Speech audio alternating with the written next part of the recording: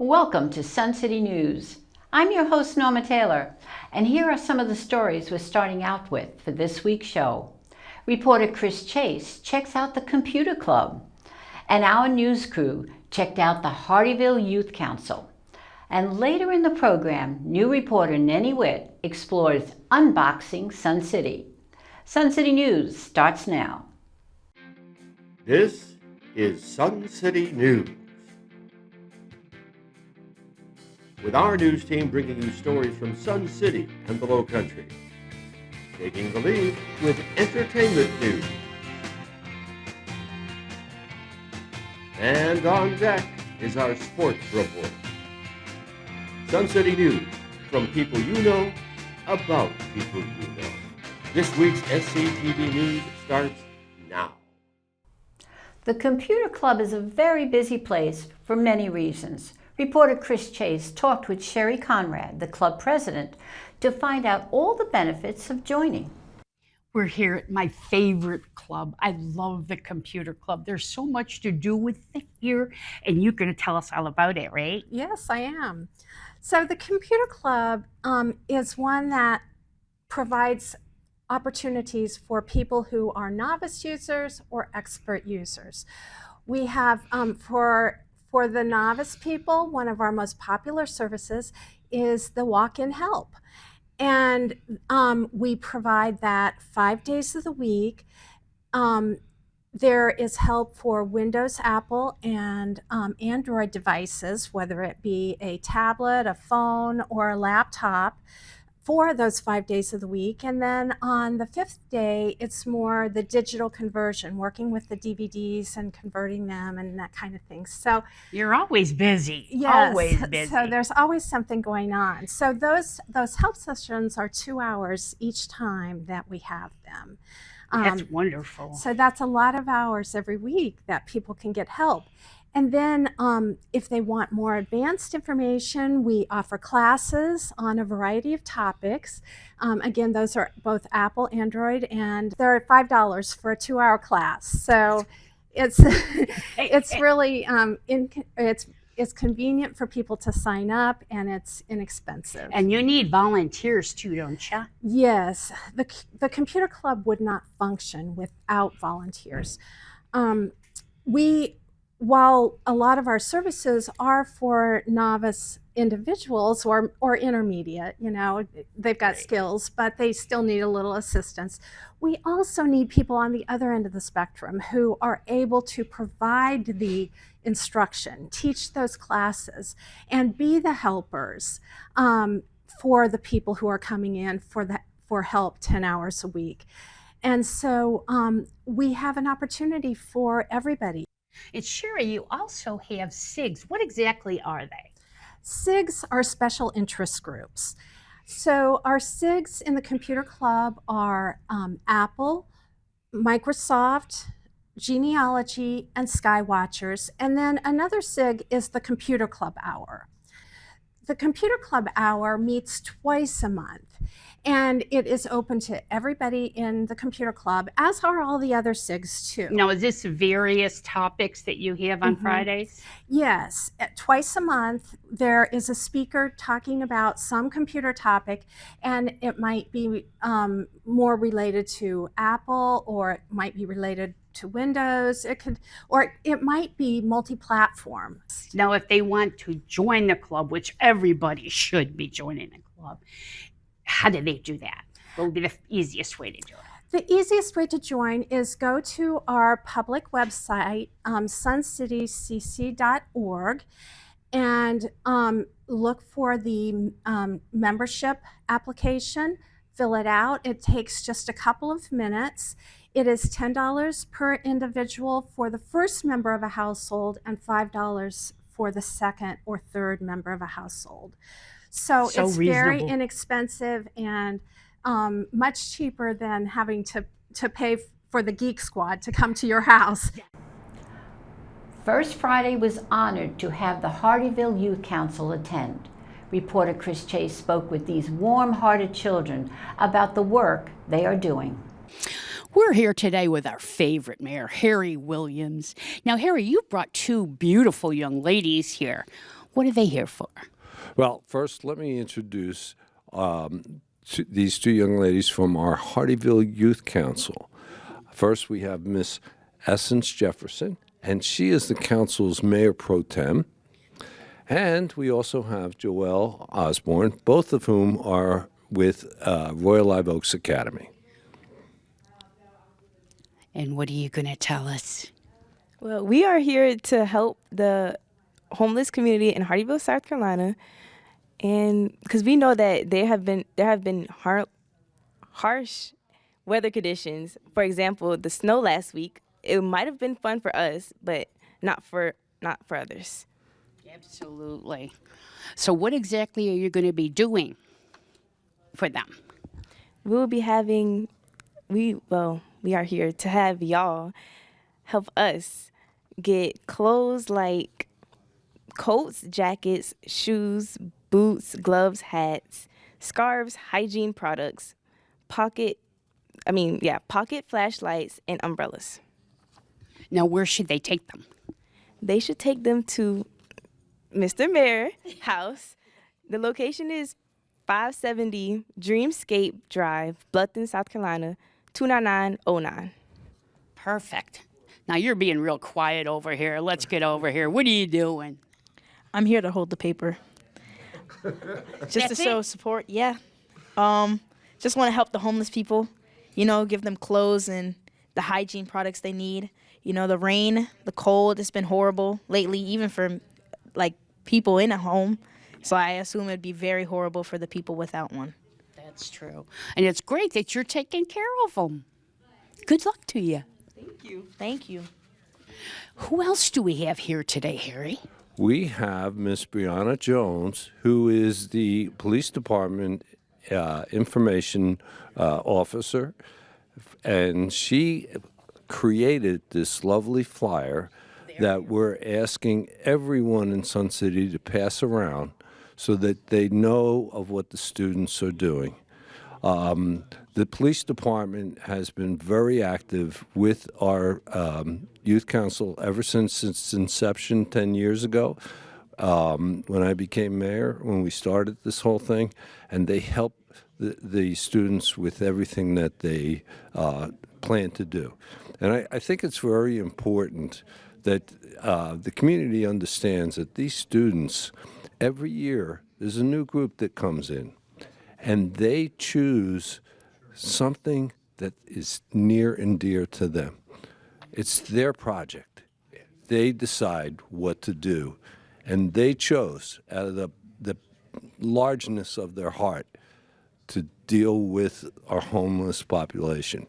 One of the things that they did this year, a couple of meetings ago, they actually invited two homeless people into their meeting and have them explain how they got to where they are. And it was a great meeting for them to understand the condition of the folks that are there. Well, still more to come. Our news crew attended the WTO's Food for Love charity event. Chris Chase attended the grand opening of The Barn in Bluffton. And reporter Kathy Salkowitz checked out the Strummers. We'll return after a brief break. The February edition of In Our Neighborhoods had two events at the Lake House. One was a music trivia night. We had so much fun at this event, and we gave you, the viewers, an opportunity to try to guess the songs.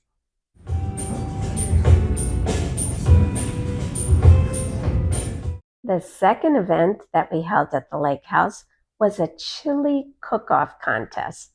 And let's just see how competitive these neighbors were. And the third event featured our very own SCTV personalities, Norma Taylor and Georgia Lass. And they gave us some really unique ideas for refreshments for your Valentine get-togethers.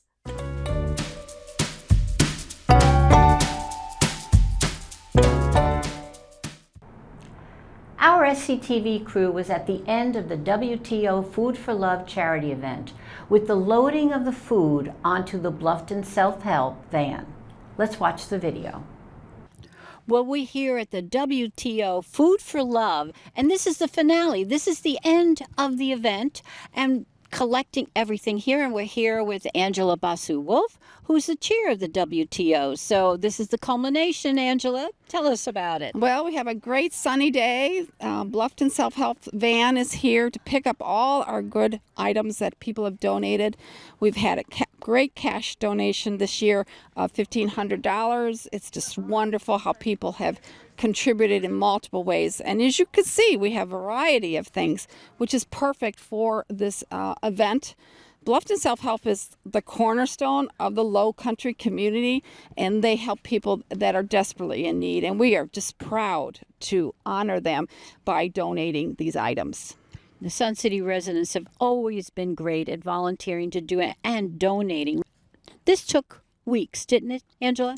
Well, the prep was very big in the sense of all the posters and advertising like that. But the big hard work was actually done by Jeanette Payne and Jody Weiner, who took care of the daily supplies that came in every day, taking care of them, organizing it, and making sure all the checks and money were separated so we know exactly what we had by the end. At that. Okay. But there still could be more coming in at this point, right? Yep. Basically, this is our last day, so the box will still be out by the logo building, by the south courts of the tennis courts, and you could definitely donate. Now, if you forget and the box isn't here anymore, you could still contact us, and we'll still get it to Bluffton Self-Help without an issue like that. Okay. Well, now we have to load that bus. Well, I'm here with the gang. They just loaded the truck. Pete Albero here, Sun City resident. And how long have you been with Bluffton Self-Help, Pete? Since 2012. And Pete's driving the Bluffton Self-Help van. He's going to bring all this food to Bluffton Self-Help? Yes, the need has been really great at Bluffton Self-Help, greater than it's been in past years. Just to give you an idea, we distribute food 5 times a week. And last Friday, we had 100 families coming in. So if you take 5 times 100, that's 500 families on average coming in for food. And they get about 3 bags of food, almost $100 worth of food a day. Beside the non-perishables, they also get a lot of perishables. They get meat, milk, eggs. So the donation of food is important. But just as important are the financial donations, because that allows us to buy perishables that really impractical to donate. Okay. It is wonderful what Bluffton Self-Help does and what our Sun City residents do for Bluffton Self-Help. Absolutely. And this, the WTO has been consistent year after year, a regular contributor. And we depend on regular contributors like this. And thank you for your service, Pete. Well, you're quite welcome. And as I say, volunteering is fun. It's all good to a good cause and gives every one of us a good feeling. Thank you. Well, it's Bluffton's newest event venue, the Barn. We were there for the February 2026 grand opening of the park. Bluffton's event venue will be perfect for celebrations. Reporter Chris Chase attended the ribbon cutting. Now, Lindsay, this is a fabulous venue. You must be very happy. We are very happy and we're very proud. It's taken a long time to get here, but it sure is beautiful. Now, what's it actually going to be used for? So this venue is going to be used for mostly weddings. We have some retirement parties, some senior proms. We have some quinceañeras scheduled.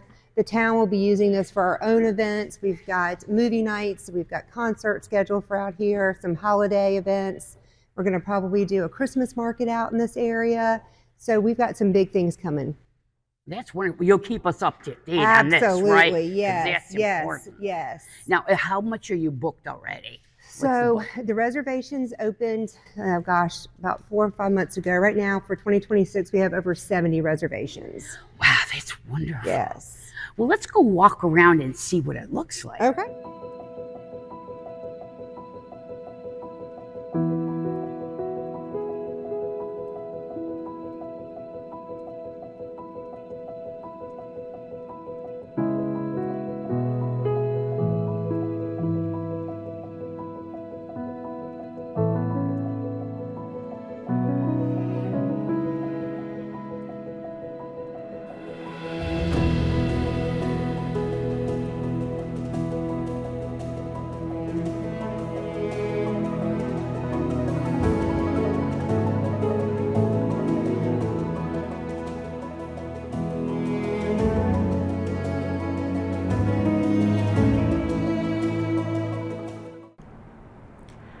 Our Sun City strummers have been popular entertainers here for many years, but they've recently taken on a whole new look and sound. Our reporter Kathy Salkowitz met with the president to share their new direction. Jenna, it's really fun to be here today with Sun City Strummers. And can you tell us a little bit about the 26 version of Sun City Strummers? Yeah, we made a few things a little different this year. We are a group a music group that is part of the Music Guild here at Sun City. And we meet once a week and sit around and play songs like we're around a campfire and sing and have a good time. It's for all levels. And we just have a really great time. It's fun. You know, I've been listening and everyone seems to be having a wonderful time. So what kind of skills would be necessary to join the strummers? We take absolute beginners. We have some that taught themselves off of YouTube over COVID. We have some that there's a gentleman in there right now that made a career of it as being a part of a Doors tribute band for his entire life. So, and he still is traveling and touring. So we have all levels, and we also have some. We've started this year. We've started the hour before our meetings. We've started having a session called Coach or Be Coached, and that's an opportunity for us to learn from one another. Whether you're advanced and want to know something from a more advanced person, or a total beginner and want to learn more about how to change your chords quickly or finger pick, or and it's kind of on a real casual one-on-one basis. So, and that's prior to our meetings that are essentially, we play through a list of songs that are from all the decades, and we just have a good time. Can you tell us when you rehearse typically? Usually Tuesday afternoons from 2 to 4. Of course, we have the special sessions from 1 to 2.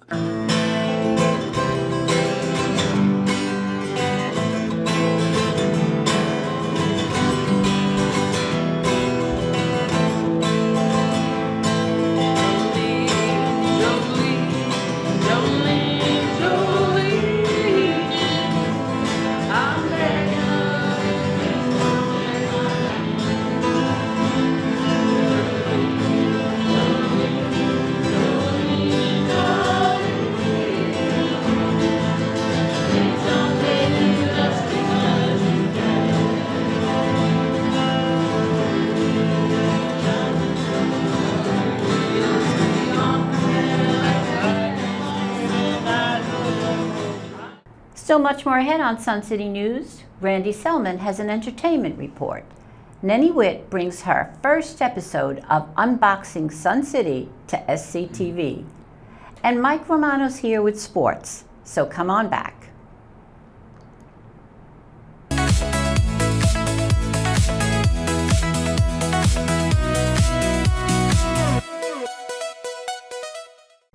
February is the month of love, and Sun City TV loves bringing you news from in and around our Sun City boundaries.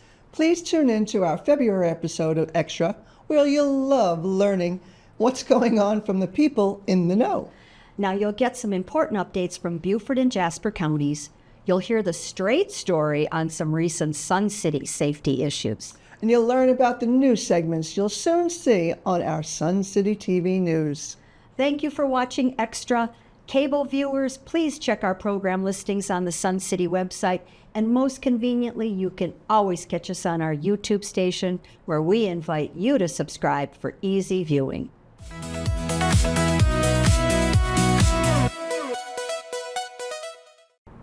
Randy Selman sits down with Travis Hornsby, the director of May River Theater's production of La Caja Falls. Welcome to SCTV, Travis. Hello, I'm happy to be here. So tell us a little bit about La Caja Falls. Absolutely. It is a musical that is originally from France, and we brought it to America here. And the basic premise is you have a guy and a girl who are getting married, and it's the meeting of the parents. And so you have her being the daughter of a traditional conservative household, and then you have him being the son of a nightclub owner and his partner who is the headliner of the nightclub. And so it's the sort of comedy ensues with the two. So if you've ever seen Birdcage, Birdcage is based off of La Cage aux Folles. You and May River are very brave to tackle such a big show with some big song and dance numbers. How are you and your cast adapting to all of this? It has been a pleasant challenge that we find ourselves in. I think the biggest thing has just been getting the guys in the heels, because it's getting them to dance and move around in the heels. It's a little unfamiliar territory for them, but they've embraced it and they're having so much fun, and it's so much fun to be with them. Well, not only are the song and dance numbers explosive, but there are so many costumes that are needed, including wigs, I would think. Tell us about the costumes and the costume changes.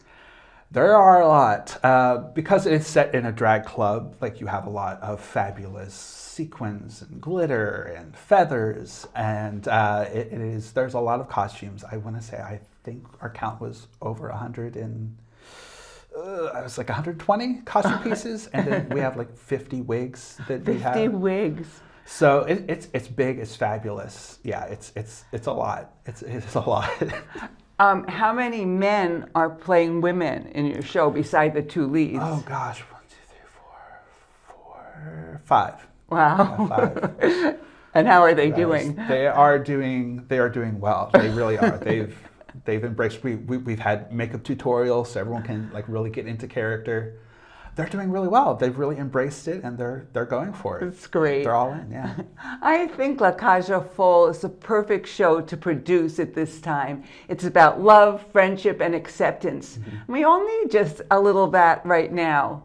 Do you agree? I do, because I think the world that we find ourselves in can sometimes be chaotic, and there can be some darkness that some people have to deal with. And I think that having a show like this that has such comedy and levity, and it can sort of raise the spirits of people watching it. So yeah, I do. Well, thank you so much, and you enlightened us about La Cage aux Folles. My pleasure. Happy to be here. I hope to have you back. Okay. La Cage aux Folles opens at the May River Theater on Friday, February 20th, and runs for 3 weekends. To order tickets or for more information, call 843-815-5581. I'm Randy Selman, and that's your entertainment report. Remember, life is entertaining, so don't miss the show or La Cage aux Folles. In her first episode of the series we are calling Unboxing Sun City, Nenny Witt gives us a newcomer's look at what it's really like to arrive and begin exploring life inside Sun City. Hey, I'm Stacy. Hi y'all, I'm Nenny, and this is Unboxing Sun City.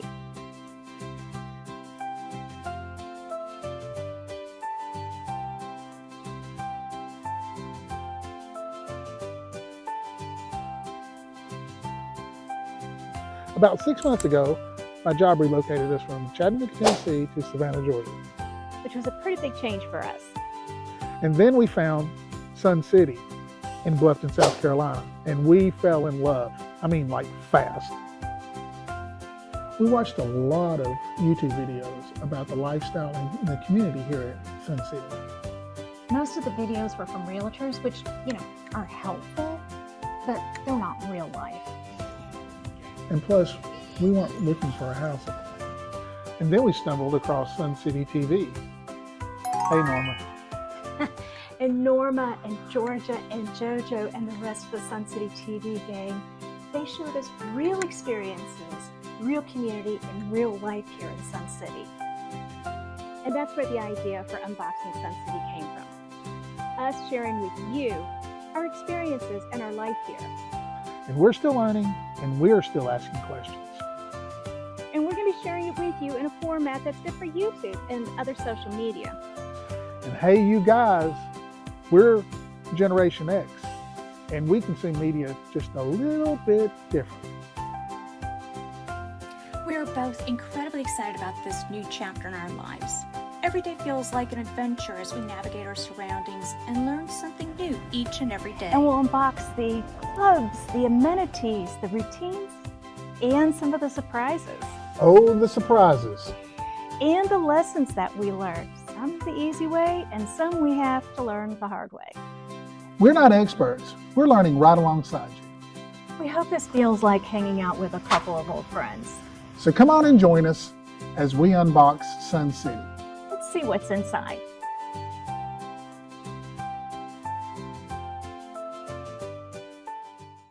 Michael Romano standing by with sports news. Hello, sports fans. We start this week's sports report with a story out of Tampa, Florida.